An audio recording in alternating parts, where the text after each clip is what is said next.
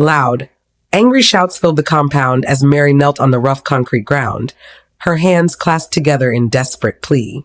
Tears streamed down her dusty cheeks, her thin body trembling as she looked up at the tall, heavily built woman standing over her with a sneer.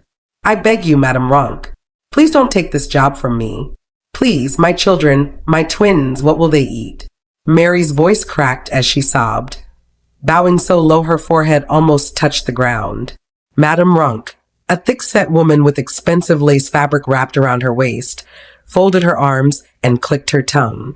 She was standing on the veranda of her grand bungalow in Lekki, Lagos, her gold earrings gleaming under the morning sun. "Mary, I have had enough of your nonsense. Every day it is one problem after another. First, your child was sick, then your rent expired, and now this?" Madame Ronk's voice rose. "You think I have time for this nonsense? You were supposed to wash my husband's clothes yesterday, but you disappeared. Do I look like someone who employs useless people?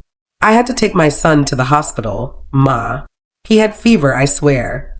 I rushed him to a free clinic and came back immediately. I didn't mean to leave the clothes undone," Mary cried. "Please, I will wash double today, I promise." "Shut up," Madame Ronk snapped. She turned to the two other maids standing behind her, watching the scene with pity. "Can you people see this nonsense? Every time she has a story. Am I running a charity?" She swung back to Mary. "You are fired. Get out of my house." Mary gasped, gripping Madame Ronk's feet. "Please, no. I have nowhere to go. My babies are just 3 years old. How will I pay for food? Madam, a beg." Madame Ronk roughly kicked Mary's hands away, disgust flashing in her eyes. "Not my problem. Leave my compound before I call security." The two other maids exchanged glances but said nothing. They had seen Madame Ronk fire people without mercy before. Speaking up would only put their own jobs at risk. Mary sat frozen for a moment, her mind blank. Then she slowly stood up, wiping her face with her torn scarf. She turned and walked out of the compound, her body shaking as she stepped onto the busy street, unsure of where to go. She had lost the only job keeping her and her children alive. The air inside the luxurious hotel suite was crisp and scented with expensive cologne and cigars. Michael Luciano, the powerful American billionaire and head of the Luciano crime family, sat on a leather couch, a glass of whiskey in one hand. He was in Lagos for what he had called a vacation, but in truth, Michael never truly took a break. His mind was always on business, always scanning for opportunities. His right-hand man, Anthony Caruso, stood near the floor-to-ceiling windows, gazing at the bustling city below. "This place is different," Anthony muttered. "Not like New York." Michael smirked, swirling his drink. "That's why I like it. No one expects to see a mafia boss in Nigeria." Anthony turned. "So what now? You just relax and enjoy." Michael chuckled, running a hand through his dark brown hair. "For now. But something tells me he'll find something interesting here." And he was right, because fate had just thrown Mary into his path. Mary's feet dragged against the dusty road as she made her way toward the small, cramped apartment of her neighbor, Mama Blessing. Her heart was heavy, her eyes sore from crying, and her stomach twisted in knots. The thought of facing her children without any idea how to feed them made her feel like a failure. As she approached the one-room apartment, she wiped her tear-streaked face with her scarf and forced herself to stand straight. She didn't want the twins to see her broken. The wooden door creaked as she knocked softly. "Mama Blessing, it's me." The door swung open, revealing a plump woman with tired eyes and a wrapper tied around her chest. She glanced at Mary and sighed. "Mary, you've been crying again. What happened?" Mary swallowed hard, trying to find her voice. "I lost my job.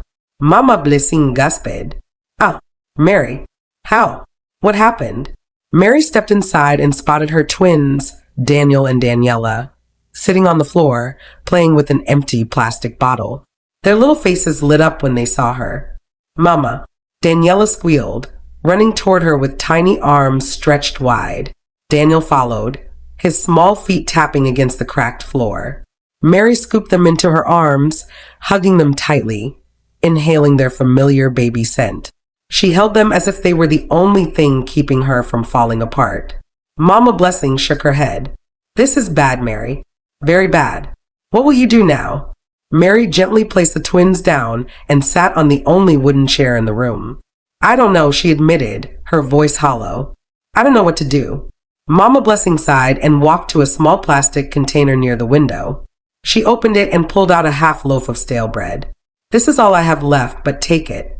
At least the children can eat something. Mary's eyes filled with fresh tears as she accepted the bread. God bless you, Mama Blessing. I will never forget your kindness. The woman waved her hand. We are all struggling, my sister. If I had more, I would give you. But you must find something fast. These children cannot starve.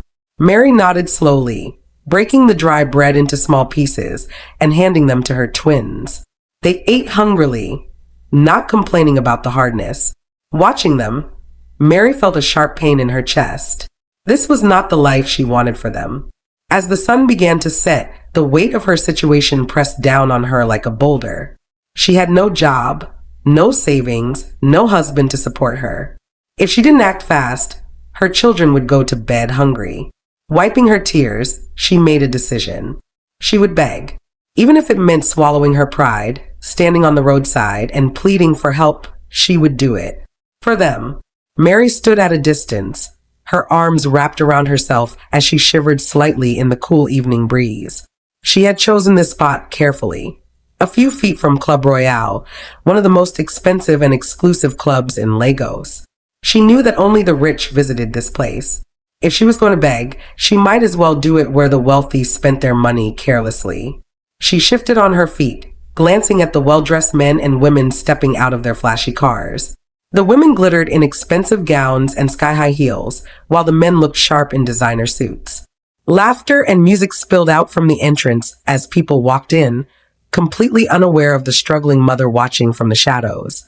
Mary swallowed her pride, tightened her scarf around her head, and stepped forward. Excuse me, sir. Please, ma, she murmured, approaching a middle-aged couple walking toward the entrance. Please, I just need something to feed my children. The woman barely spared her a glance before wrinkling her nose. God, these beggars are becoming too much, she muttered to her husband. The man dug into his pocket and tossed a crumpled 500 Nigerian nairas, note at Mary, without even looking at her. It landed at her feet. Mary quickly bent down and picked it up, muttering a soft, "Thank you, sir." She moved to another person, a young man dressed in a crisp white shirt and expensive wristwatch. He eyed her suspiciously, but still pulled out 1,000 Nigerian nairas and handed it to her before striding into the club. It wasn't much, but every little bit helped. As she continued begging, a loud commotion caught her attention. A convoy of luxurious black cars had pulled up in front of the club. The vehicles gleamed under the bright lights, their tinted windows concealing whoever was inside. The atmosphere shifted immediately. Everyone outside the club turned to look, the air thick with curiosity. Mary's heart pounded. Who could this be? As soon as the first car door opened, two heavily built bouncers in all black suits stepped out, scanning the area with sharp, watchful eyes. One of them, a tall, bald man with a deep scar across his jaw, looked particularly intimidating. Mary hesitated, then gathered her courage. This was her chance. Whoever had arrived must be powerful and rich. If she could just get a little money from them, it would mean food for her children for days. She took a step forward, clutching the few notes she had already received. But before she could get close, the scar-faced bouncer turned toward her, eyes cold and hard. Get lost, he barked, his deep voice slicing through the air. Mary froze. Please, sir, I just need. Did you not hear me? He snapped, stepping forward menacingly. We don't need beggars disturbing the guests. Move. Mais lips humble. Sir, please, just a little something. I have children. Before she could finish, the bouncer shoved her roughly. She gasped as her feet lost balance, her body tilting backward. She braced herself for the painful impact of the hard pavement, but it never came. A firm, strong grip caught her mid-fall. Mary's breath hitched as she looked up and met the gaze of the man who had saved her. Michael Luciano. He stood tall in a perfectly tailored black suit, his dark brown hair neatly styled. His sharp, piercing blue eyes locked onto hers, unreadable but filled with quiet intensity. His jaw was strong, his features chiseled like a man who was used to being in control. For a moment, Mary forgot where she was. "Are you okay?" His deep voice was smooth yet commanding, laced with a slight Italian accent. Mary opened her mouth, but no words came out. Michael turned his head slightly, his gaze shifting to the bouncer who had pushed her. "Did you just put your hands on her?" His voice was dangerously calm. The scar-faced bouncer stiffened. "Sir," she was disturbing the guests. Did I ask for an explanation?" Michael's tone dropped, and the temperature seemed to shift. The bouncer immediately lowered his head. "No, boss. Sorry, boss." Michael didn't even look at him again. Instead, he turned back to Mary, his gaze briefly scanning her worn-out clothes and tired face. Without another word, he reached into his pocket, pulled out a thick bundle of US dollars, and pressed it into her trembling hands. Mary's eyes widened. Her hands shook as she stared at the crisp notes. It was more money than she had ever seen in her life. She stammered, completely overwhelmed. But before she could find the words to thank him, Michael was already walking past her, heading toward the entrance of the club. His presence was commanding, his bodyguards falling into place around him. Mary stood frozen, clutching the bundle of money to her chest, still unable to believe what had just happened. By the time she snapped out of her daze and turned to call out to him, he was already gone. Mary walked briskly toward Mama Blessing's house, her heart pounding with excitement and disbelief. The bundle of US dollars Michael had given her was still clutched tightly in her hand, wrapped in her scarf. She couldn't stop replaying the moment in her mind. The way he had caught her before she hit the ground, the way he had looked at her with those piercing blue eyes, the effortless way he had given her more money than she had ever seen in her life. She reached Mama Blessing's door and knocked hurriedly. "Mama Blessing, it's me." The door opened slightly and Mama Blessing peered out, her face wrinkling in concern. "Mary? What is it? You look like you've seen a ghost." Mary stepped inside quickly, shutting the door behind her. She pulled the bundle of money from her scarf and held it up. "I didn't see a ghost. I saw a miracle." Mama Blessing's eyes widened. "What? Where did you get all this money?" Mary grinned, her excitement bubbling over. "Mama Blessing, you won't believe it. I went to beg near that big club, the one where all the rich people go. At first, I was getting small money. Then one big bouncer pushed me. He almost broke my back. But just before I hit the ground, a man caught me." Mama Blessing gasped. Who is the man? Did he know you?" Mary shook her head. "No, I have never seen him before. He was tall, white, dressed like a big man, and very handsome." Mama Blessing folded her arms. "And he just gave you all this money for nothing?" "Yes." Mary's voice was still full of disbelief. "He didn't even let me thank him before he walked away." Mama Blessing sat down, shaking her head. "God is wonderful. This is your destiny changing, Mary. Your suffering is over." Tears welled up in Mary's eyes. "Mama Blessing, because you have been so kind to me and my children, I want to share this blessing with you." Before Mama Blessing could protest, Mary counted out 50,000 Nigerian nairas and placed it in her hand. Mama Blessing's eyes filled with tears. "Mary, I don't know what to say. Say thank you, and pray for me that this money won't finish just like that." Mama Blessing smiled and pulled her into a tight hug. "You are a good woman, Mary. May this money bring more blessings to your life." The next morning, Mary set out to change the money. She knew that holding onto US dollars was risky, and she needed Nigerian naira to start afresh. She had heard of a money exchanger called Alhaji Dollars, a well-known man in the market who helped people change foreign currency. She arrived at his small shop, which was cluttered with different currencies stacked on a wooden counter. A fat, bald man with a wide smile sat behind the counter, wearing a white kaftan and chewing on a stick of sugarcane. "Madam, welcome," he said in a smooth voice. "How can I help you today?" Mary hesitated, then brought out her bundle of dollars. "I want to change this to naira." Alhaji Dollar's eyes gleamed as he saw the thick stack of $100 bills. He leaned forward. No problem." "You are in the right place, my sister. How much do you have?" Mary swallowed. "I don't know the exact amount, but it's plenty." Alhaji Dollars nodded like a kind uncle. Don't worry, I will count it for you. Mary watched nervously as he counted the money quickly, his fingers moving skillfully over the crisp notes. When he finished, he smiled widely. My sister, you are very lucky. This is $2,000. At today's exchange rate, I will give you 500,000 Nigerian nairas. Mary's face brightened. 500,000 naira. She had never held such money in her life. She quickly agreed, unaware that she was being cheated. Alhaji Dollars knew she was uneducated and took advantage of her ignorance. The actual amount of money she had was $10,000, which was worth nearly 2 million Nigerian nairas. He handed her the cash in bundles and smiled warmly. Enjoy your money, my sister. If you ever have more, come to me. Mary took the money, thanked him, and hurried home, feeling on top of the world. With her newfound wealth, Mary rented a small one-room apartment in a better neighborhood. It was not luxurious, but it was safe, had running water, and a small kitchen where she could cook for her twins. After settling into her new home, she knew what she had to do next, start a business. She used part of the money to buy cooking pots, plates, a small table, and a charcoal stove. She found a busy roadside corner and set up a small food stall selling hot rice, beans, and fried plantain. On her first day, she woke up early, cooked a large pot of steaming rice and beans, and set up her stall. As people passed by, she called out cheerfully, "Hot food here. Come and eat." Slowly, people began to stop.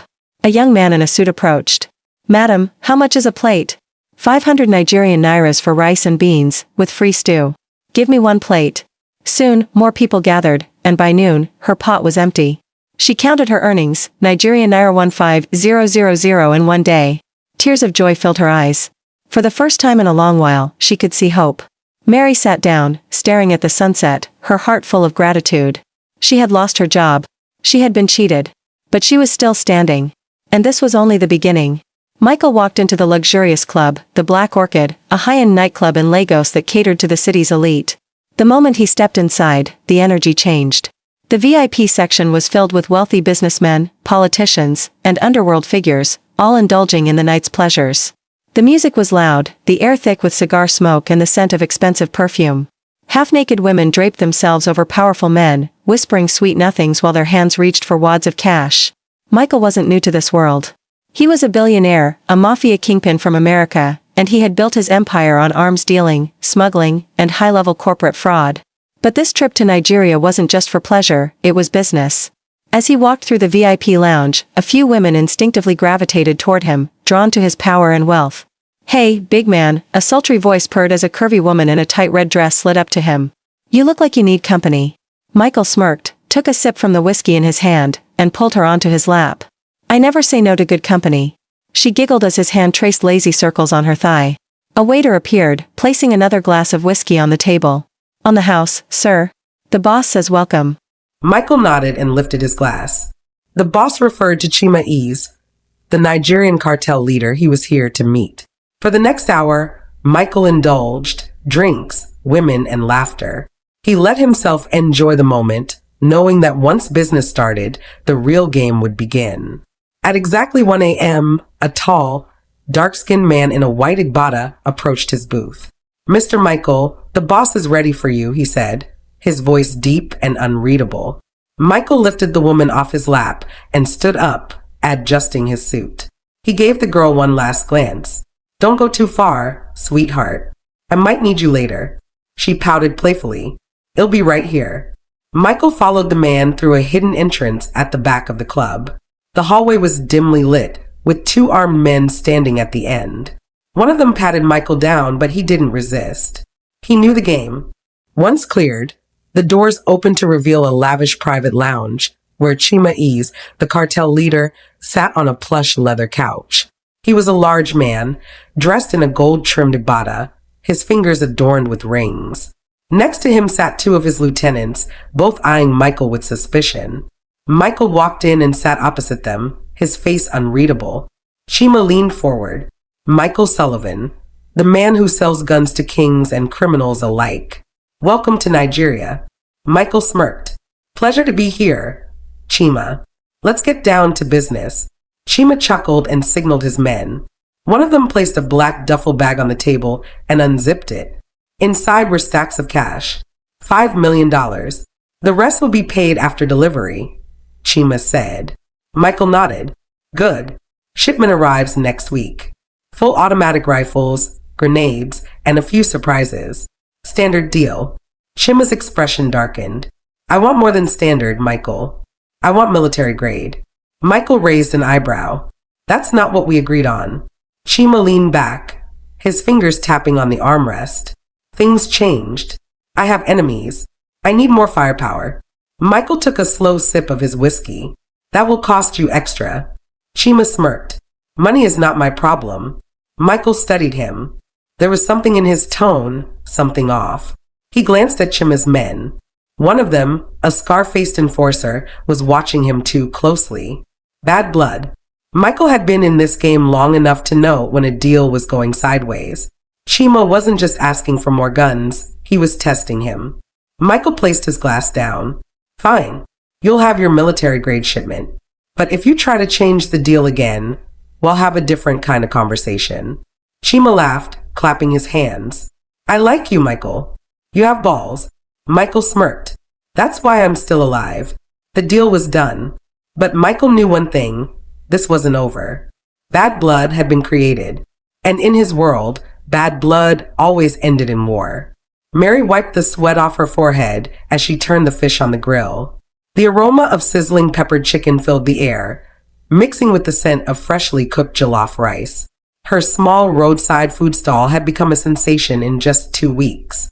People from the neighborhood crowded her stall every morning and evening, eager to buy her food.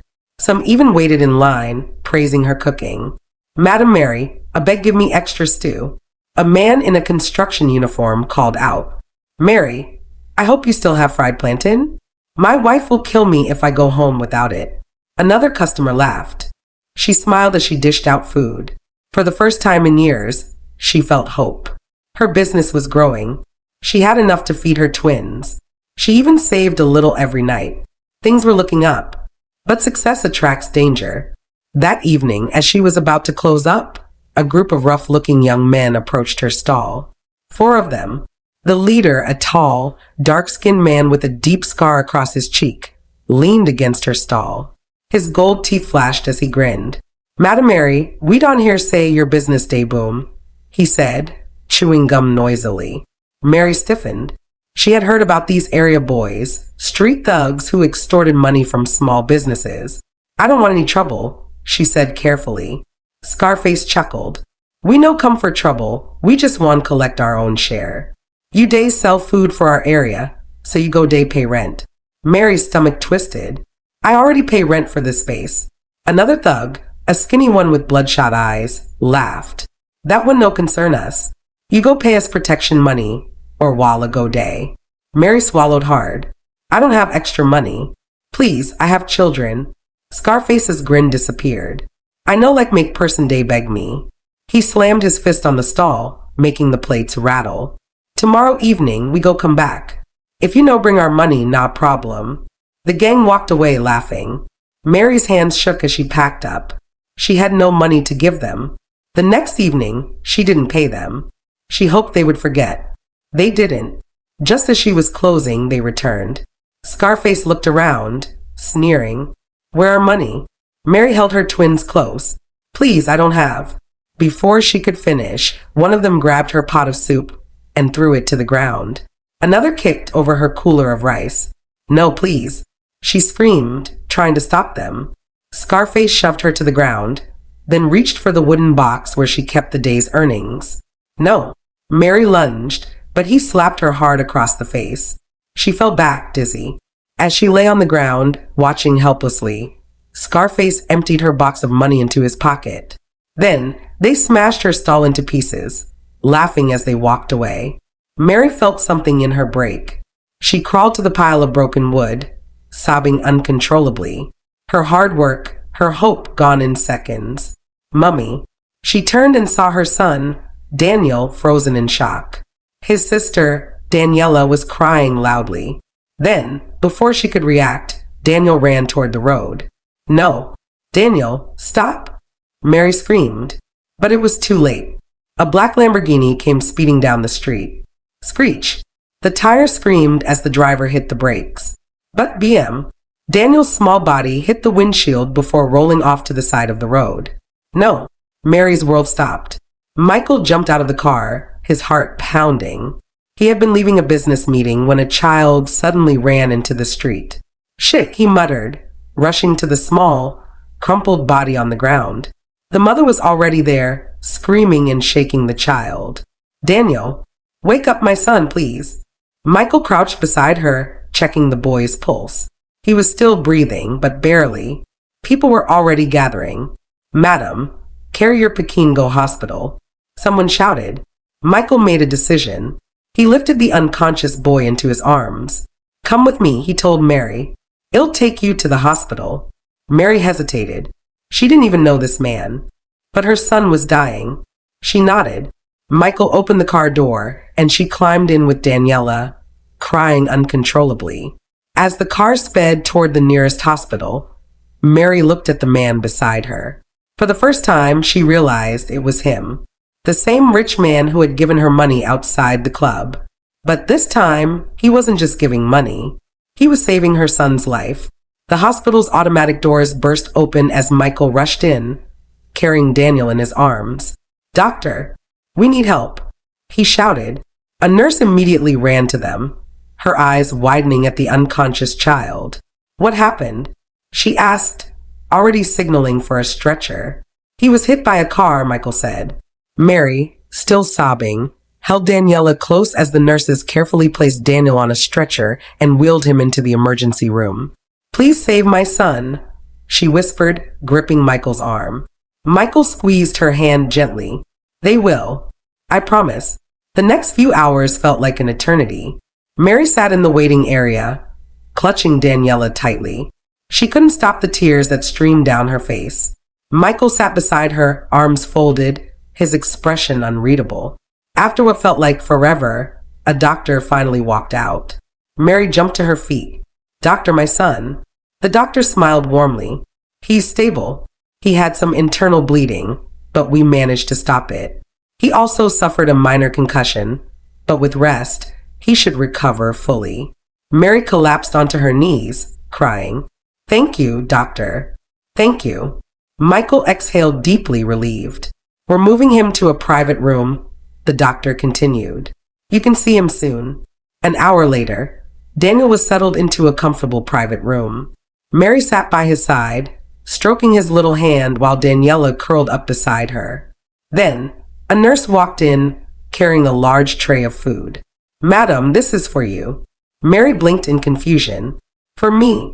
"Yes." Mr. Michael ordered it. Mary turned toward Michael, who was leaning against the wall with his arms crossed. You did this?" she asked, stunned. Michael shrugged. "You need to eat." Before she could respond, more deliveries arrived. A nurse wheeled in a basket of fresh fruits, a bouquet of white roses, and a box of children's toys. Mary's mouth fell open. "Sir, I don't know what to say." Michael sat down beside her. "Then don't say anything. Just take care of your son." Mary couldn't believe it. She had spent years being ignored, rejected, and treated as if she was worthless. Yet here was a billionaire, a man who owed her nothing, going out of his way to make sure her family was okay. She wiped her eyes and took a deep breath. "Sir, I want to say thank you," she said softly. Michael's gaze remained on Daniel. "Don't thank me yet. Just make sure he gets better." That night, as Daniel slept peacefully, Mary made a decision. She turned to Michael hesitantly. I would like to invite you to my home for dinner," she said. Michael raised an eyebrow. "Dinner?" She nodded quickly. "I know I have nothing fancy. It's just a small room, but I want to cook for you. To thank you." Michael stared at her for a moment, as if considering the idea. Mary's heart pounded. She knew he was far above her level, a man of wealth, power, and influence. Why would someone like him come to the home of a homeless single mother? He probably had business meetings, expensive parties, and rich friends waiting for him. But still, she hoped. Even if he said no, at least she had tried. Michael finally leaned back, a small smirk on his lips. "I'll think about it," he said. And just like that, a flicker of hope remained in Mary's heart. Michael sat in the dimly lit penthouse suite of his hotel, a cigar in one hand and a whiskey glass in the other. The city lights of Lagos flickered below him, but his mind wasn't on the view. It was on Chima. The Nigerian cartel leader had been eyeing his weapons shipment for months. Michael had done business in many countries, but Nigeria was different, unpredictable, dangerous. Now he had just received news that Chima was planning to steal from him. A betrayal. Michael's second in command, Leon, stood across from him, arms crossed. We got word from one of our informants, Leon said. Chima and his boys are waiting for the shipment to arrive. They plan to hijack it. Michael exhaled slowly. When? Leon shook his head. That's the problem. We don't know yet. They're waiting for the perfect moment. Michael smirked. So they want to play a game of patience? He took a sip of whiskey. Fine. We'll be ready. Leon hesitated. Boss, this could get messy. If Chima makes a move, it's war. Michael's gaze darkened. Then let war come. For most of his life, Michael had dealt with bloodshed, betrayal, and power struggles. He was a billionaire, a mafia boss, a man feared across continents. But right now, his mind drifted to something else entirely. A small roadside food stall. A woman with weary eyes and a kind smile. Two children who had started to grow on him in just a few days. Mary's invitation had surprised him. No one ever invited him for something as simple as dinner. People only wanted to dine with him when they had something to gain: power, money, protection. But she expected nothing, just gratitude. And for some reason, he found himself wanting to go. Michael set his glass down and looked at Leon. Prepare the men. Double the security on the shipment. He ordered. Leon nodded. And you? What will you do? Michael smirked slightly. I have a dinner to attend. Mary paced around her small rented room, heart pounding. She had spent the last of her money making a simple but special meal: jollof rice, fried chicken, and plantain. Would he really come?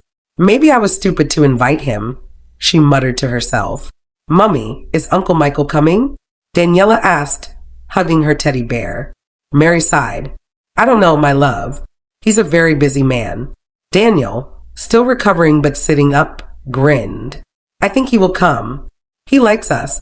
Mary forced a smile, even though deep down she doubted it. A man like him didn't belong in a place like this. Then a knock on the door. She froze.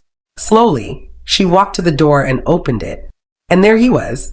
Michael stood in the doorway, dressed casually in a black shirt and dark jeans, his usual intimidating presence slightly softened. He held a bag in one hand. Can I come in? He asked, a small smirk playing on his lips. Mary blinked, completely speechless. He actually came. The moment Michael stepped into the small room, two little figures launched at him. Uncle Michael. Daniela wrapped her tiny arms around his leg, while Daniel, despite his injury, climbed onto him like a monkey. Michael, caught off guard, let out a chuckle as he steadied himself. Mary gasped, rushing forward. Kids, get down. Let him breathe. But Michael only smirked, easily lifting Daniel with one arm. I see I've made some new bodyguards. Daniel beamed. We missed you. I told Mummy you'd come. Daniela nodded eagerly. Mummy made jollof rice. Come and eat. Mary, still in disbelief that he was actually here, quickly gestured toward the small table. Please, seat. Michael walked over, setting Daniel down before taking a seat. The table was old, the plates mismatched, but the food looked and smelled delicious. Mary still couldn't believe this. This man, who probably dined in five-star restaurants and drank the most expensive wines, was sitting at her tiny table. She quietly served him, her hands shaking slightly. I don't know how to thank you, she murmured. Michael picked up his spoon, looking at her. You already did. Mary met his gaze, confused. You invited me here, he clarified. That means more than you know. Her heart clenched. No one had ever spoken to her like that before. For a moment, they just ate in silence, the only sounds being the happy chatter of the twins. Daniel, mouth full, suddenly blurted out, Uncle Michael, do you have kids? Mary froze. Michael's hand, which had been lifting a piece of chicken, stilled. No, he said after a beat. Why? Daniela tilted her head. Michael smirked. Because no one has ever bounced on me like you two do. The twins giggled, but Mary saw it. the sadness flickering in his eyes. After dinner, as Michael stood to leave, Daniela tugged his hand. Uncle Michael, can you take us for ice cream? Mary immediately stiffened. Daniela, no. She rushed to hush her. That's too much to ask. Uncle Michael is very busy. But before she could apologize, Daniel joined in. Please, Uncle Michael? We've never had ice cream at a real shop before. Mary felt her heart break. She had never been able to afford simple joys for them. They had seen other kids being taken by their fathers to eat ice cream, but they had only ever imagined it. She saw Michael's jaw tighten. For a moment, she worried he would be angry, but instead, he knelt before them and ruffled their hair. How about this? He said. We set a date and I'll take you myself. The twins exploded with excitement. Really? Mary's eyes burned with unshed tears. You don't have to, she started, but Michael cut her off with a glance. I don't say things I don't mean. And with that, he left. Mary watched him go, her chest tight. Her children had just found a father figure. And she had just found a man who confused her heart more than anyone ever had. Mary had spent the past week trying to rebuild her business.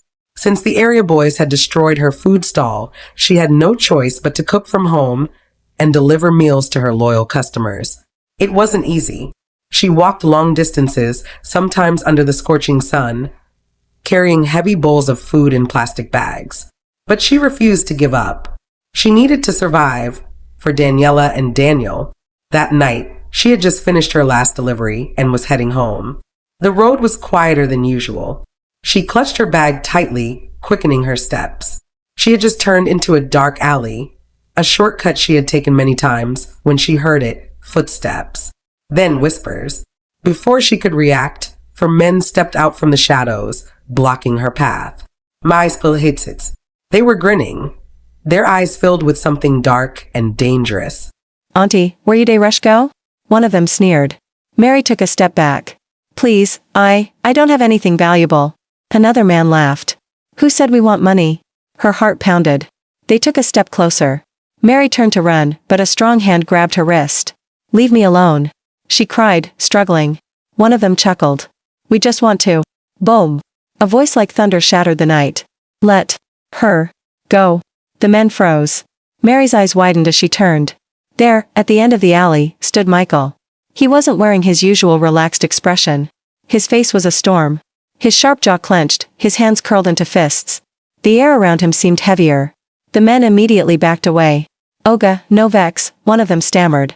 We no say she be your own. Michael's eyes darkened. She doesn't belong to anyone. But if you touch her, I will make sure you disappear from this city. The threat was clear. And it worked. The men scrambled away, disappearing into the darkness. Mary was shaking. Michael stepped closer, his voice softer now. Are you okay?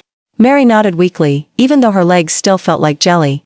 Michael looked her over, eyes scanning for injuries. Then, his gaze lifted to hers. You shouldn't be walking alone at night, he said firmly. This city is dangerous. Tears pricked her eyes. I have no choice, she whispered. I need to work. To survive. Michael's jaw tightened. Then, he did something she never expected. He took off his jacket and gently draped it over her shoulders. Come on, he said, leading her out of the alley. I'm taking you home. And as they walked, Mary realized something deep in her heart. Michael wasn't just a rich man passing through her life. He was becoming her protector. Michael couldn't sleep that night. He sat in the dimly lit study of his mansion, a glass of whiskey in his hand, staring out at the dark horizon. His mind was on Mary. On the way she had looked at him after he saved her. On the way she had trembled in fear, helpless and vulnerable. And most of all, on the way she had whispered, I need to work. To survive. Something stirred inside him, something he couldn't explain. He had met countless women, models, celebrities, women from the highest social circles. Yet none of them had ever made him feel like this. She and the twins. They felt like home. And for a man who had spent most of his life in a world of blood, betrayal, and war, that meant something. He had spent his years building an empire of money, guns, and power. But what was power, if he couldn't protect the people he cared about? After what happened tonight, he knew one thing for certain. Mary and her children couldn't stay in that tiny, dangerous world anymore. They belonged here. With him. And he wouldn't take no for an answer. The next morning, Mary woke up to the sound of loud honking outside. She rushed to the window, and gasped. A convoy of 3 black SUVs was parked right in front of her house. The door to the first car swung open. Michael stepped out, dressed in black, his sunglasses reflecting the morning sun. Mary's heart skipped a beat. She barely had time to compose herself before he knocked. She opened the door, still in shock. Michael, what are you doing here? His face was unreadable. Pack your things. She blinked. What? He took off his sunglasses, his piercing blue eyes locking onto hers. You and the twins are moving in with me. Mary staggered back. She must have misheard him. What? She whispered again. Michael sighed, stepping inside. You almost got attacked last night, Mary. Your son was hit by a car a few days ago. You lost your business. How long are you going to keep suffering before you let someone help you? She swallowed hard. I appreciate everything you've done. But nothing, he cut in, his voice firm but not unkind.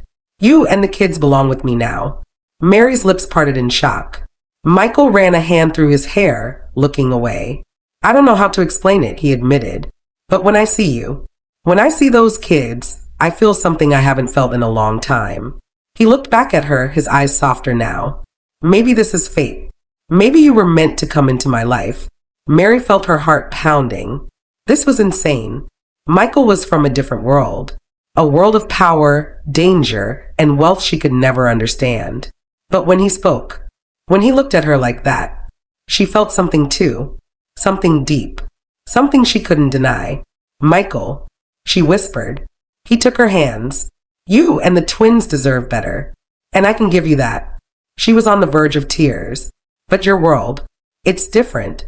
It's dangerous. Michael smirked. So is yours. And he wasn't wrong. Her world had given her nothing but suffering. Maybe it was time to accept something different. Something better. She exhaled shakily, then gave a small nod. Okay. Michael's smirk grew into a genuine smile. Good choice.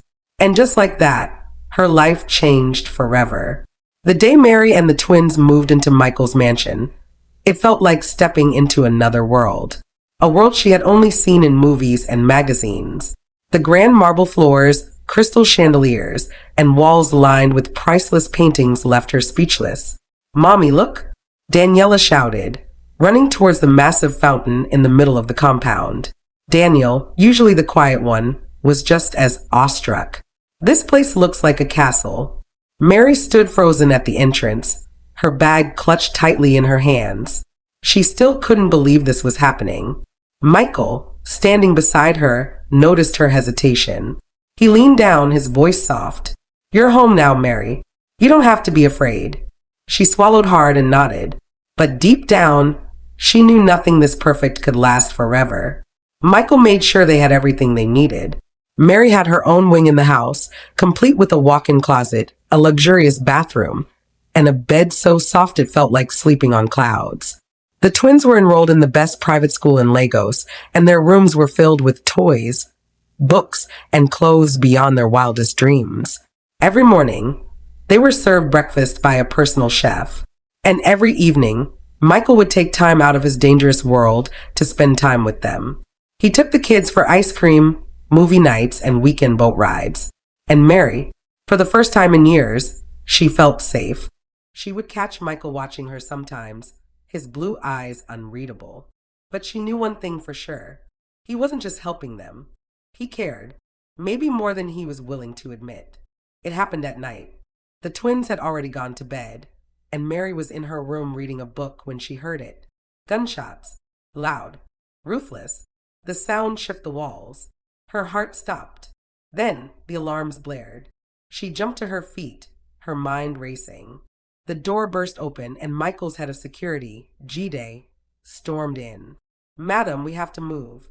Now. Mary was frozen in fear. What's happening? It's an attack, Jide said, already grabbing her arm.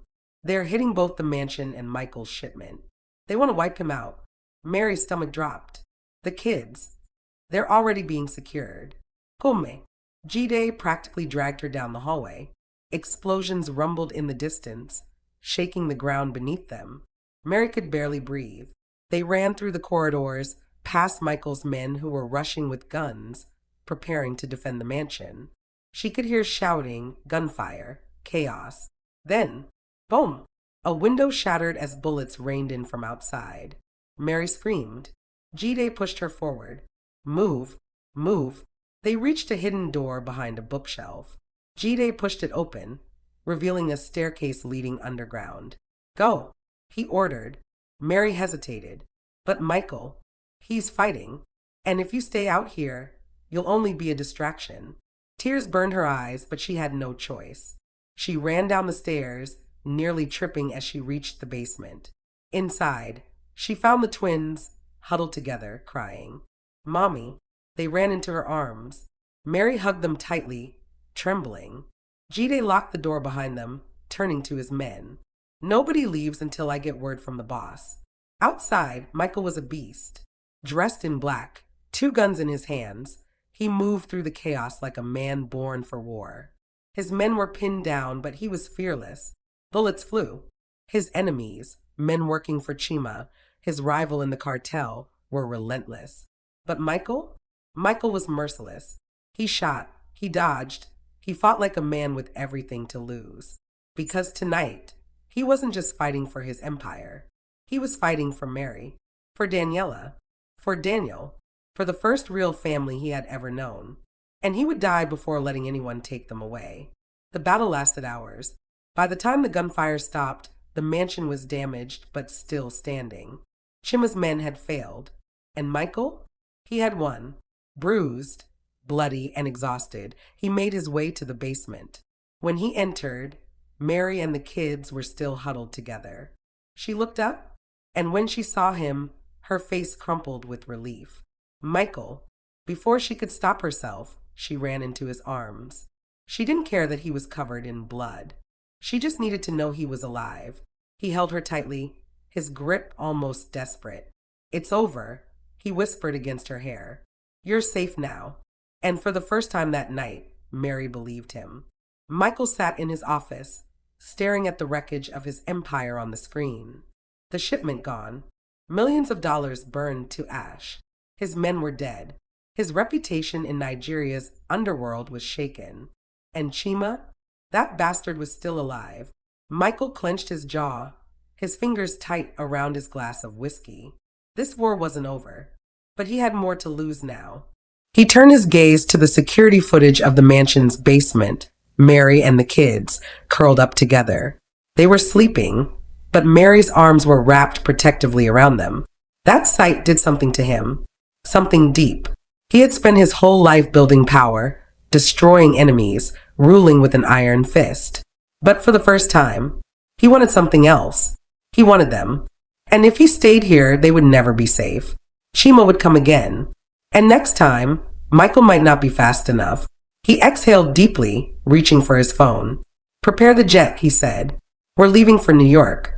The next morning, Mary stood in the massive kitchen, making breakfast for the twins. Michael walked in, dressed in his usual black suit. She turned, smiling slightly. Morning. He studied her. The way her eyes still held fear. The way she was trying so hard to pretend everything was normal. He took a step forward. We're leaving. She frowned. Leaving? Michael nodded. I'm taking you and the kids to my home. To the States. Mary froze. But why? He leaned against the counter, arms crossed. Because here, you're vulnerable. I can't protect you like I should. Mary stared at him. Michael, I can't just pack up and go. This is my home. Home. He scoffed. Your home nearly got you killed twice in 2 weeks. I won't let it happen again. She bit her lip, glancing at the twins, who were playing with their food. But how will we live there? I don't belong in your world, Michael. His eyes darkened. You belong with me. Mary's breath caught. You and the kids, he continued. You're the first thing in my life. That makes sense. And I don't care how long it takes, but it'll make sure you have everything you need there. Her heart pounded. Could she really do this? Could she leave everything she had ever known? She looked at the twins again, her whole world. She had already lost so much. She wouldn't lose them too. Taking a deep breath, she nodded. Okay. Michael's tense shoulders relaxed. Good. We leave tonight. The private jet landed in New York under the cover of darkness. Mary and the twins had never flown before. The kids had been excited, pressing their faces to the window. Mary, on the other hand, had been terrified. But now, stepping off the jet into the cool New York air, she felt something else. A new beginning. Michael led them to a waiting convoy, his security team moving in perfect sync. As they drove through the city, Mary stared out of the window, taking in the bright lights, the towering skyscrapers, the streets buzzing with life. "This is your city," she whispered. Michael smirked. "This is my kingdom." She glanced at him. He wasn't lying. When they pulled up to his mansion, Mary couldn't believe her eyes. It made his Lagos home look small. The massive estate stood against the night sky, surrounded by tall iron gates, security cameras, and armed guards. Michael stepped out first, then turned back to help her and the kids. Daniela tugged at his sleeve. "Michael, is this a castle?" He chuckled, picking her up. "Something like that, princess." Mary took Daniel's hand, following Michael inside. The moment she stepped through the doors, she knew. This was it. They weren't going back. Michael turned to her, his voice softer now. "I know this is a lot, but I promise you, you'll never have to struggle again." Mary swallowed, her chest tight. She had spent her whole life fighting to survive. But for the first time, she felt like she could breathe. And as she looked up at Michael, this dangerous, powerful man who had saved her, who had given her and her children a new life, she realized something. Maybe, just maybe, she had found home. The end.